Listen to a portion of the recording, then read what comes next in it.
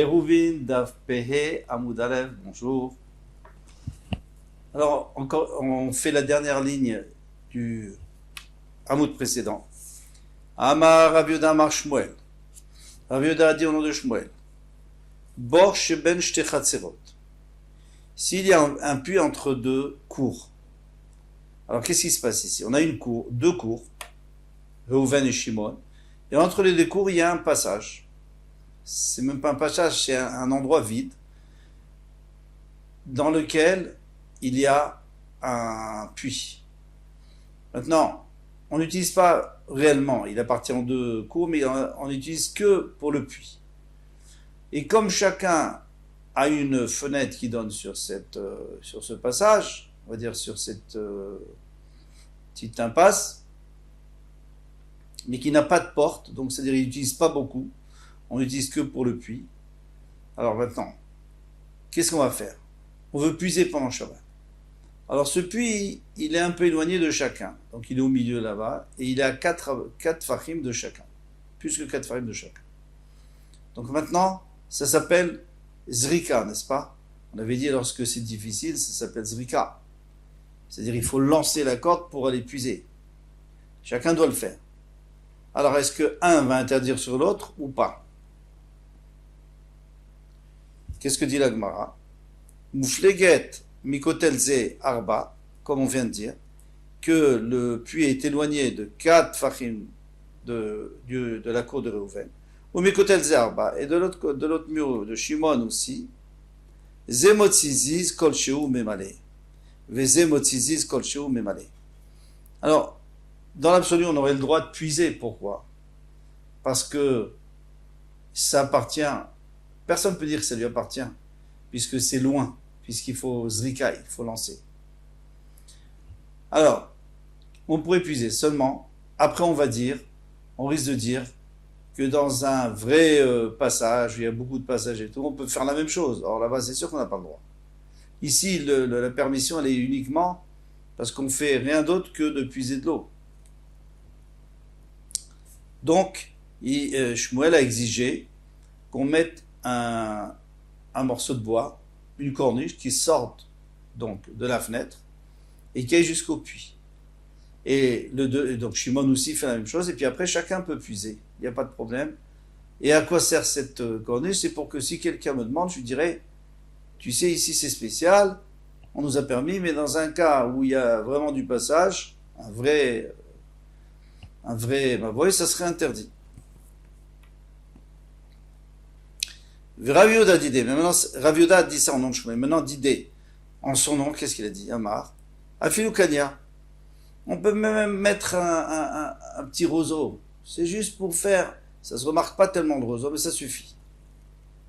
Amar le Abaye le Rav Yosef, Abaye a dit Rav Yosef. Ha, des Rav Yehuda, des Shmuel hi. C'est sûr que Rav Yehuda, quand il a dit qu'il fallait mettre un roseau, il a appris ça de Shmuel. Mais pas de Rav. Pourquoi? Parce qu'il avait deux rabbanim. Il a appris de Shmuel et de Rav. Des Rav, parce que si réellement il avait appris de Rav, c'est pas possible. Ha'amar, pour Torah, vous avez dit un grand principe. En Adam oser al chavero der chavir. Un homme ne peut pas interdire à son chaver, c'est-à-dire, si, disons, Reuven, lui, veut puiser de l'eau, mais Shimon va lui dire, moi, je te rends assaut, parce que moi aussi, je peux puiser de l'eau. Donc maintenant, c'est un reshoot à nous deux, donc il faut faire un hérouf, on n'a pas fait d'hérouf. Il dit non, un Adam oser der chavir, puisque l'utilisation, elle est lointaine, elle est difficile, il faut jeter des cordes, il faut lancer le seau, et bien à ce moment-là, toi, tu ne peux pas m'interdire, et moi, je ne peux pas t'interdire. Donc maintenant, on n'aurait même pas besoin, à la rigueur, de mettre quoi que ce soit, de mettre une corniche, on n'aurait pas besoin. D'après Rav, non. Vede Shmuel, Me'echa. Et maintenant, Shmuel. Donc, c'est sûr qu'il n'a pas appris de Rav, mais il a appris de Shmuel. Mais d'où il a appris de Shmuel? On sait d'où il a appris. Parce que Shmuel lui-même, il a dit qu'il fallait mettre une corniche. Après, tu poses la question. Pourquoi est-ce que la Gemara demande, et Shmuel, d'où on a appris de Shmuel? Mais on vient de dire que Shmuel, il dit qu'il faut mettre une corniche, et que Rav Yehuda, il a appris de lui qu'il fallait mettre quelque chose, et lui, il pense qu'il faut mettre même moins qu'une corniche. Alors, qu'est-ce qu'est la question? Rachid nous dit que la Gemara ne savait pas qu'Abaye avait entendu cette halakha. Donc lorsqu'Abaye demande, eh bien peut-être qu'il a appris d'autre part. Et lorsqu'il pose la question, peut-être qu'il pense à une autre braïta, à une autre memra, à un autre enseignement de Shmuel. On va essayer de voir lequel. Il est Mamé Adam Rav Nachman Amar Shmuel, si c'est de l'enseignement qu'on a vu de Rav Nachman ou Shmuel, Gag Asamur Lech Shtarabim. Alors on avait appris ça dans les Hamudim précédents. Gag Asamur Lech Shtarabim. On a un toit qui est proche du Shtarabim, mais 10 Fachim de haut. Et on a aussi une mirpeset, on a un balcon qui est qui est plus proche du toit. Normalement, ça devrait être le balcon qui a priorité. Et là, qu'est-ce qu'on nous dit? Tsarer Sulam Kavoal et Atiro. Il faut une échelle fixe pour être matière aux gens de la mirpeset de mettre des choses sur le toit. Pour montrer que ça appartient à la mirpeset et pas au Shtarabim. Sans ça, ça va être un réchou des deux. D'accord?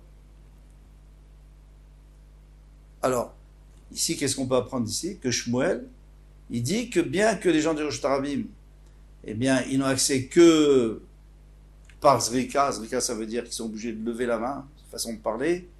C'est difficile. Eh bien, il nous dérange quand même. Pourquoi? Pourquoi il nous dérange? Parce que lui, il pense que derrière Chavir, quelqu'un peut interdire, même s'il est obligé de passer par l'air, par l'espace, un espace assez éloigné. Alors ici, c'est la même chose. Dans le cas, c'est la même chose. Bien qu'il est obligé de passer par un espace éloigné pour aller puiser son eau, il me dérange. C'est pour ça que je dois mettre un ziz. Alors il dit, Dilma, que Rafapa. Mais non, là-bas on avait dit que Rafapa lui avait répondu, il avait dit non.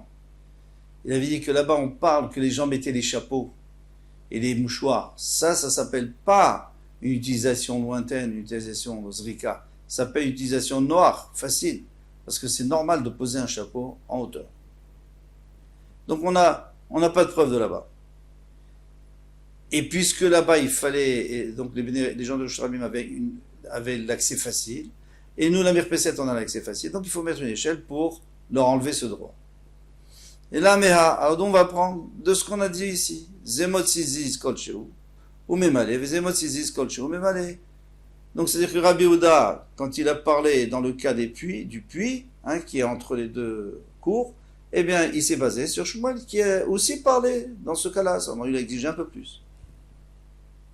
Tama de Afik, qu'est-ce qu'on voit d'ici? Que on a le droit parce qu'on a fait sortir un ziz. Halo Afik, mais s'il n'avait pas fait sortir de ziz, de Krandish, Amrinan, Adam Oser al Chavero de Chavir, qu'un homme peut rendre assourd sur son chaver, même s'il passe par l'air, par l'atmosphère. Même il est obligé de passer par un 4 tfachim en l'occurrence, ou alors par 10 tfachim de haut, 4 tfachim de large, eh bien, il est quand même osser sur l'autre. Ça c'est Shmuel. Vederav, Me'echa. Maintenant, Rav, d'où on a appris? D'où est-ce qu'on sait que Rav, ce principe extraordinaire, qui dit que toi, tu pourras jamais me rendre assourd si tu n'as pas une utilisation facile. Si tu as une utilisation facile, moi j'ai une utilisation facile, alors là oui, tu peux rendre assourd sur moi parce qu'on est tous les deux, donc il faut qu'on fasse un groupe.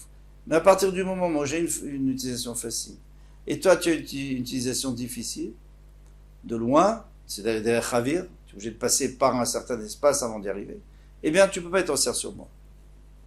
Il est peut-être que tu vas prendre de 2 Xustraot, l'une au-dessus de l'autre. Alors, on a 2 balcons, côte à côte, mais l'une plus élevée que l'autre. Maintenant, celui qui habite au 2e étage, donc il y a un balcon 2 étages, un balcon au 1er étage. Celui qui habite au 2e étage, eh bien lui, il a son trou dans son balcon, avec les murs, qu'il a fait les 4 murs, sa cage qui lui permet de puiser de l'eau. Mais comme moi, du 1er étage, je me suis associé avec lui pour acheter ses bois et tout, fabriquer. Donc moi, j'utilise aussi. Moi, je n'ai pas de système chez moi, Donc je jette une corde là-haut, avec le seau, je le fais descendre et je le fais remonter. Alors, Asu Mechitza la Eliona, Velo Asu Mechitza la Tartona. Si en haut il y a un système de Mechitza, c'est-à-dire un système de cage qui permet d'imaginer qu'on a un reshoot qui descend jusqu'à l'eau, et donc qui nous permet de puiser, Shte Masurot. Alors je prends, Shte Gzusraot, Zulim Alamizu, Asu Mechitza la Eliona, Velo Asu Mechitza la Tartona, Shte Masurot. Les deux sont Masurot. Pourquoi? Parce que comme celui d'en haut utilise et celui d'en bas utilise, il faut faire un hérouv. Hachi tarvou, hachi arvou, jusqu'à ce qu'il fasse un hérouv. Qu'est-ce qu'on voit d'ici? On voit d'ici que c'est pas la même, bien que ce ne soit pas la même utilisation. V'amaravuna, marav, lo shanu la vesmucha. Quand est-ce qu'il a dit, Rav, il a dit qu'on parle seulement dans le cas où le balcon d'en bas est proche. C'est-à-dire bien sûr qu'il n'est pas aussi haut, mais horizontalement, il est rapproché. Il n'a pas 4 tfachim d'éloignement. Aval mimouflege et arba, mais s'il est éloigné de 4 tfachim, et de namoterev et tartona asura. Celle d'en haut a le droit de puiser, celle d'en bas n'a pas le droit. Alors qu'est-ce qu'on apprend d'ici? On apprend d'ici que moi qui habite, toi qui habites en haut, au 2e étage, on avait dit, eh bien, tu peux te servir sans problème, moi je te dérange pas. Pourquoi je te dérange pas? Parce que moi, mon utilisation, elle est difficile. Je suis obligé de jeter, etc. Puisque c'est à 4 fachim, donc je suis obligé de jeter, de bien viser, tout. Donc c'est vraiment difficile. Et tu vois que je te dérange pas. Alors ça apprend quoi? Ça nous apprend quoi? Que Avir, que quelqu'un qui veut me déranger, mais il a un espace éloigné, eh bien il peut pas me déranger. Il peut pas rendre assaut. Donc c'est bien, c'est ce que Rav nous a appris. Donc on m'a dit non, tu peux pas apprendre ici. Dilma shaneacha, dikevan deleze bezrika veshilshul, veleze beshilshul, lechoudé, puisqu'il y en a un qui doit lancer et il doit aussi faire descendre après faire remonter et retirer.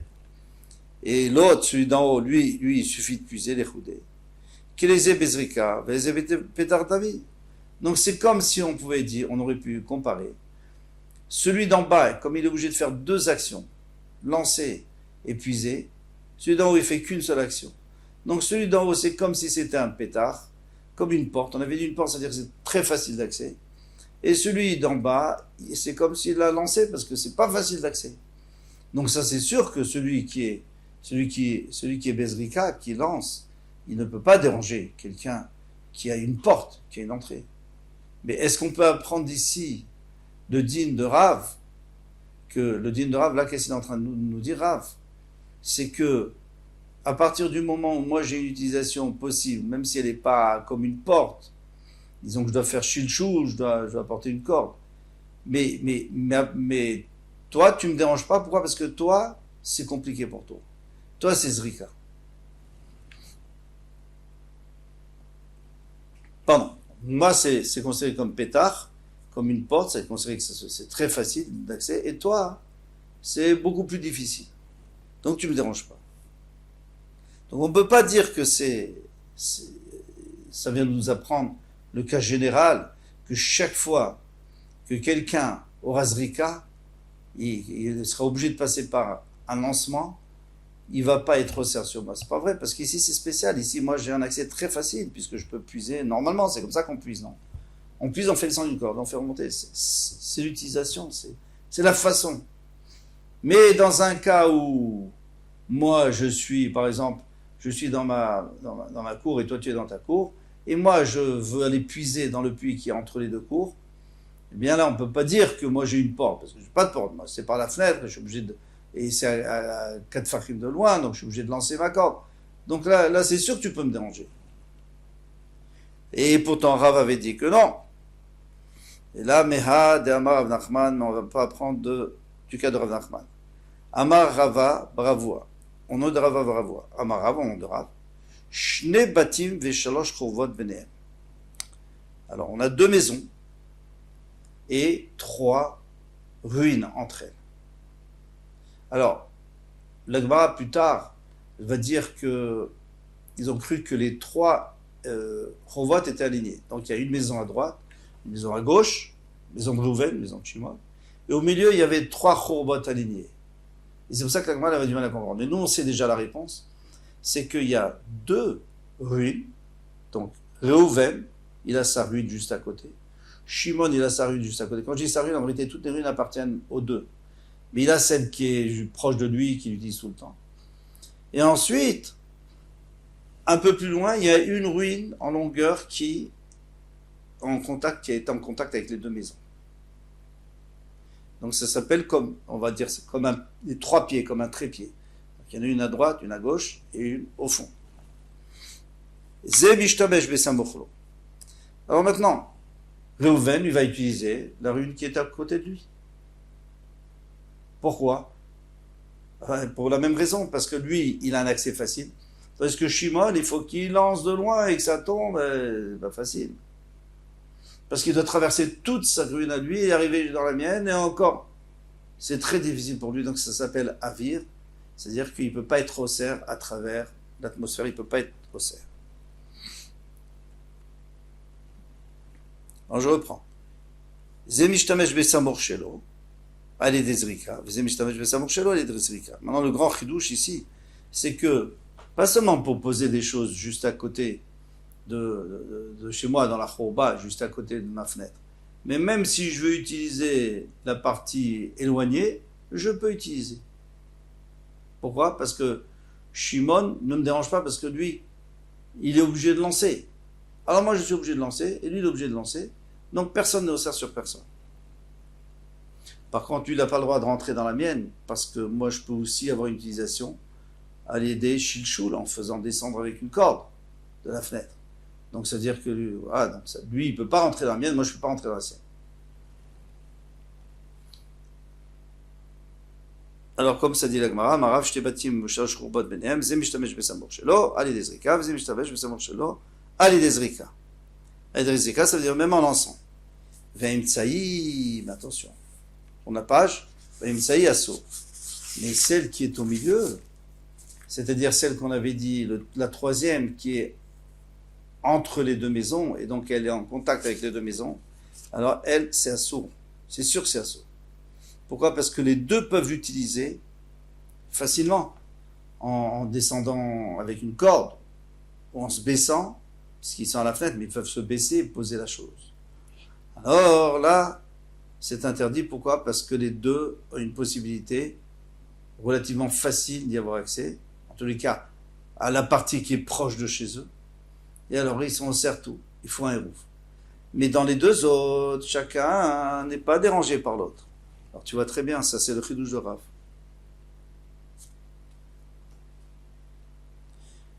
Après, là-dessus, ils vont poser une question. Donc, demain, à Bezrat Hashem, on va poser une question pour essayer de comprendre, parce que c'est pas évident. Ce n'est pas évident. Pourquoi on te permet Parce que Rav, lui, qu'est-ce qu'il disait, Rav? Rav, on a un autre enseignement de Rav.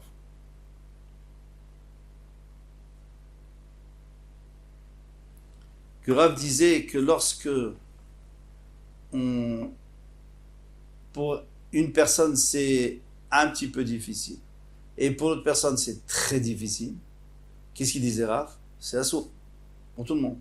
On avait dit, allez des shilshul, allez des zrika, c'est complètement assourd. C'est Shmuel qui avait permis. D'après Rav, c'était assourd. Donc ça, il faut comprendre que ici, c'est pas exactement la même chose. Alors, Bezrat Hashem, demain, on verra ça. Kol Tuv.